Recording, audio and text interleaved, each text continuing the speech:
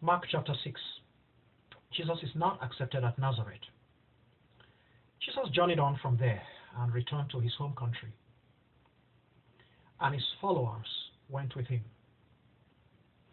And on the Sabbath day, Jesus began to lecture in the synagogue, and all the people who listened to him were astonished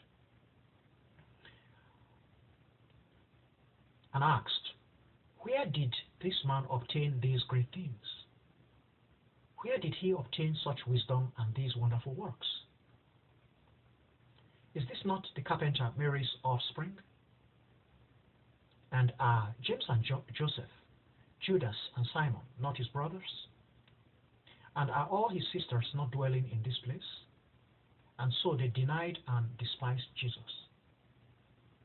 But Jesus told them, "A prophet is acclaimed and honored everywhere except in his own homeland, and by his own kindred and his own family." And because the people were infidels, Jesus did not perform many wonderful signs there. He only blessed a few people, laid hands on those who were afflicted, and healed them.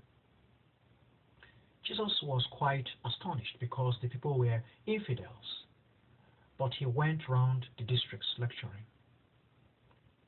And Jesus called all his 12 followers together and began to dispatch them in pairs, 2 by 2, and he granted them authority and power over all evil spirits.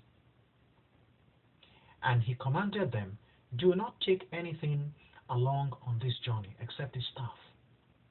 No foodstuffs, no bags for appeals, no money in your wallets. Put on footwear and do not take two shirts, no extra tunics." And Jesus also told them, "Any house in which you are welcomed, dwell therein until you proceed to another city. And anyone who will not welcome you nor listen to your words, when you leave his dwelling or city, shake the dust off the soles of your feet, and this shall be a witness against them. Truly I tell you now, it shall be more endurable for the inhabitants of Sodom and Gomorrah on the day of judgment than for the inhabitants of that city." And so the disciples proceeded, addressing the people that they should be penitent. And they expelled many demons and laid hands on many people lacking good health, marking them with olive oil and curing and restoring them to excellent health. At this time, King Herod, the Tetrarch, ruler over Galilee, heard of Jesus, for Jesus had become quite famous throughout the land. A group of people maintained that John the Baptist is risen from the dead, and thus he has every authority and power to do wonderful work. Another group maintained that Elijah had appeared, and yet another group maintained that one of the ancient prophets had risen back to life. Herod heard and declared, "I had John the Baptist decapitated, and this is he. He has been raised back to life."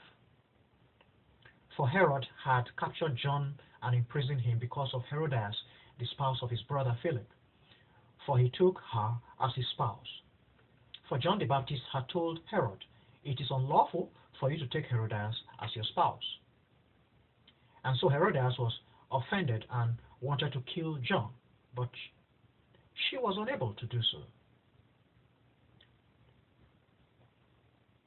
For Herod dreaded John. He was quite aware that John was a righteous and decent man, impeccable in character, and so he secured him. He enjoyed listening to John's preaching, although John's message profoundly upset him. And then a good opportunity came, and Herodias used it when Herod had a party for all his nobility. Top government leaders, commanders of the armed forces, and the eminent and distinguished personalities of Galilee. It was Herod's birthday, and the daughter of Herodias entertained them and danced quite elegantly. Herod was very delighted, and the dignitaries who were seated with him were highly delighted as well. King Herod then promised with an oath to offer Herodias' daughter anything she might request. And the king swore to the young lady I will surely grant you. In fact, I am willing to give you up to half of my entire monarchy. So the daughter of Herodias proceeded and consulted her mother, asking, What request shall I make? And she instructed her daughter, Go and ask for the head of John the Baptist. At once she hurried into the presence of the monarch and made her request. Give me the head of John the Baptist here and now, on a flat plate. The king was quite sorrowful, but because of his promise and oath, and because of the dignitaries and witnesses who were seated with him, he was unable to deny the request. At once King Herod ordered an executioner to go and bring the head of John, and he proceeded and decapitated John the Baptist in prison. John's head was carried on a flat plate and presented to the young woman, and she took it to her mother, Herodias. The followers of John, hearing what had happened, came over and took away his remains and placed it in a sepulchre. The apostles of Jesus came back from their journey and told Jesus everything they had done and taught. And Jesus told them, Let us proceed to a solitary place and be away from the crowds, so that you may rest a little. For there was a large multitude coming and going again and again, such that they did not even have the time to find anything to eat. So they left in the boat, Jesus and his disciples alone, and they journeyed towards a solitary place. But throngs of people saw them leaving, and many people knew Jesus, and so ran ahead on foot. People ran ahead from all surrounding districts, arriving at the destination faster and forming a waiting throng. Jesus alighted from the boat, and seeing the huge throng, his heart was full of pity for their suffering, for the people were like sheep without a shepherd. So he started instructing and lecturing them regarding many matters.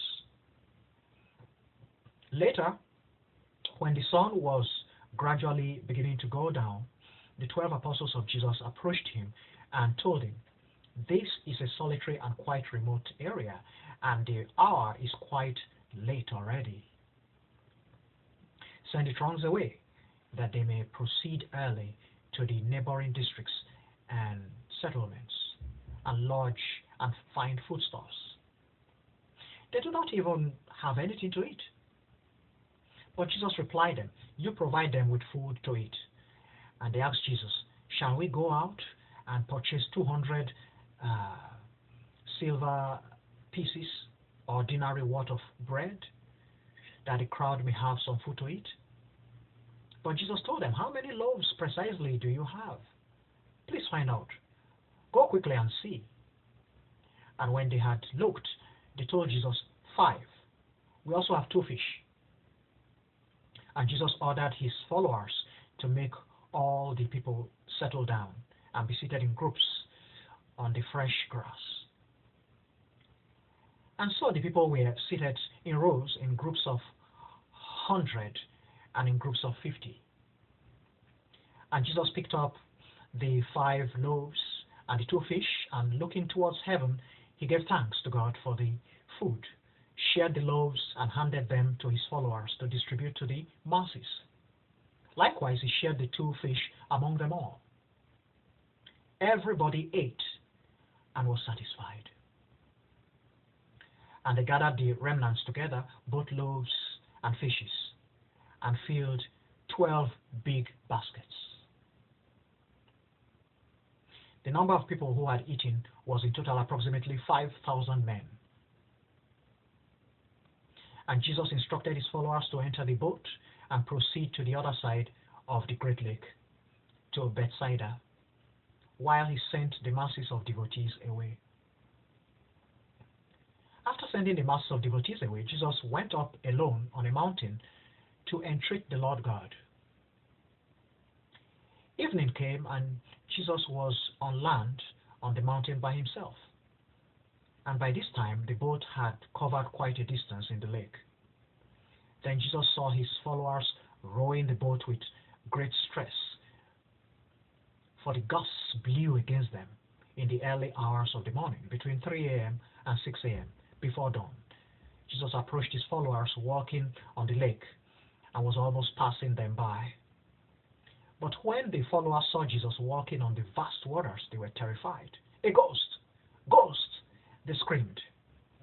And they all screeched again and again, for they were quite frightened of him. But Jesus addressed them immediately. "Cheer up, friends. It is I, Jesus. Fear not." Then Jesus entered the boat and reunited with his disciples, while the wind gusts abated. And they were absolutely astonished, for they had not even grasped the miracle of feeding the 5,000. Their minds simply could not comprehend it.